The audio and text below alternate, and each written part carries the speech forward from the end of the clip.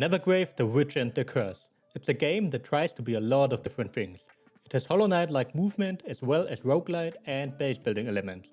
Nevergrave claims to blend genres, but after 10 hours, I found it's a classic case of a jack of all trades, master of none. The game, published by Pocket Pair, the creators behind Palworld, was developed by an in-house studio called Frontside 180 Studio. On its Steam page, it claims to blend different genres together, but after spending 10 hours with it, I've realized that Nevergrave tries all those different concepts but doesn't excel in any of them. A quick disclaimer before I really start with the review. I played this game for 10 hours, entirely solo and on normal difficulty.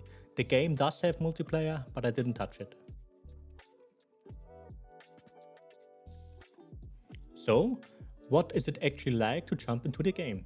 Honestly, my first impression was pretty solid. You don't get overwhelmed with 20 different mechanics at once. It drops you in, teaches you the basics, and lets you play. I had a great time from the start.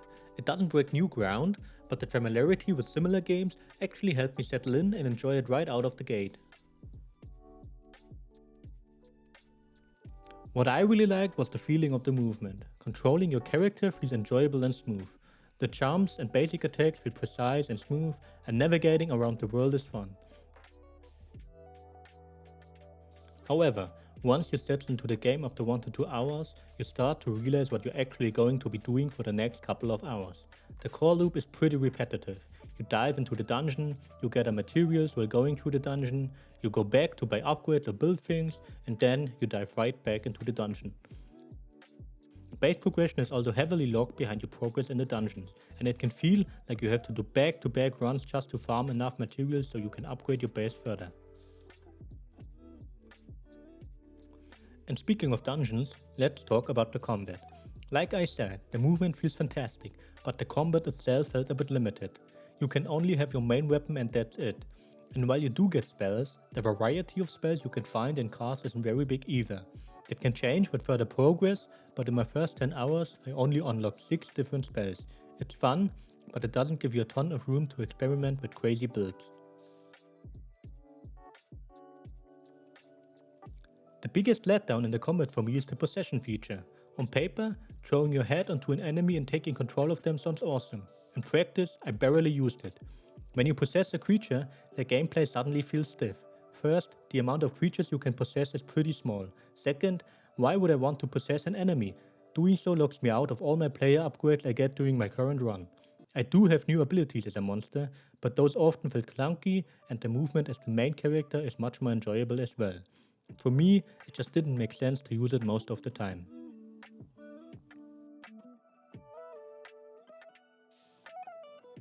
Let's talk about those dungeons. The developers claim that they are auto-generated, but that's a bit of an illusion. It doesn't feel procedurally generated, instead it felt like they built about 5 to 10 specific rooms for each area and then they just shuffle them into a different order every time you go into the dungeon. You will start to recognize the exact same layouts very quickly. The structure of every dungeon is identical so far. You fight through 3 main areas with the option to visit a special area instead of the second one, and then you fight the boss. This leads me to 2 critique points. First, the difficulty can feel artificial. I played on normal, the game didn't feel too hard or too easy, but my problem is with the way they scale difficulty.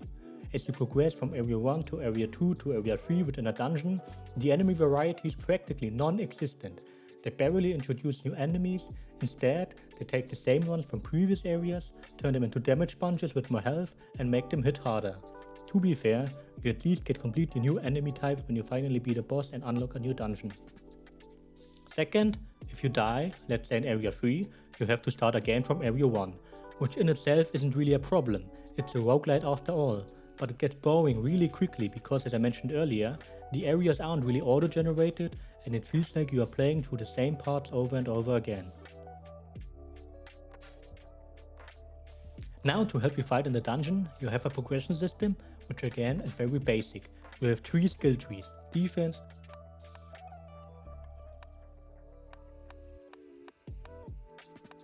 offense,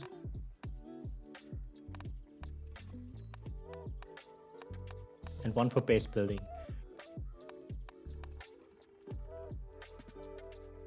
You also unlock equipment later, with 3 slots for a ring, a necklace, and a brush. You have 6 different types for each slot with different effects and a pretty simple upgrade system. You also find blueprints while diving in the dungeons, but those are mostly cosmetic items for your base. For context on the pacing, at my 10-hour mark, I have fully finished 2 of the seemingly 4 available dungeons, and I've just started poking my head into the 3rd one. It's not a massive game, but it takes time getting you there. As for the story and the atmosphere, to be honest with you, I have absolutely no idea what the story is. Maybe I didn't pay enough attention, or maybe it's just non-existent, but it definitely didn't grab me. But honestly, that's fine. It doesn't get in the way of the gameplay. The atmosphere is still nice with a bit of an eerie and magical vibe to it, and the music isn't that bad either. Just not something that would take away my breath and it sort of fades into the background while playing. I have nothing to say when it comes to the performance. The game ran smoothly all the time and I didn't experience a single stutter, frame drop or crash in the 10 hours I've played the game. These are my specs and the minimum system requirements on the Steam page side by side. So where do I stand after 10 hours and what is my verdict? Nevergrave, The Witch and the Curse. It doesn't really do anything new. The combat is basic, the roguelite progression is basic, base building is basic, but I still had fun. Even if none of these individual gameplay loops are mind-blowing, the combination of them works. Dungeon diving, killing enemies, bringing loot back, upgrading his stats, and watching a little base grow is a formula that just triggers happiness. Gave me a feeling of, oh my god, I need to finish this game ASAP and I will stay up until 3 AM for it. It's a slow burn. A game you can boot up after a long day, put something on your second monitor, and just enjoy it for 1 or 2 hours at a time. If you're looking for a deep, complex roguelite or a massive story, you can skip this one. But if you just want a cozy, smooth playing action game that gives you a little bit of everything, give it a try. Let me know in the comments if you guys have tried or plan to try out Nevergrave. If you like this 10-hour review format, hit the like button, subscribe for more, and I will see you in the next one. Peace out.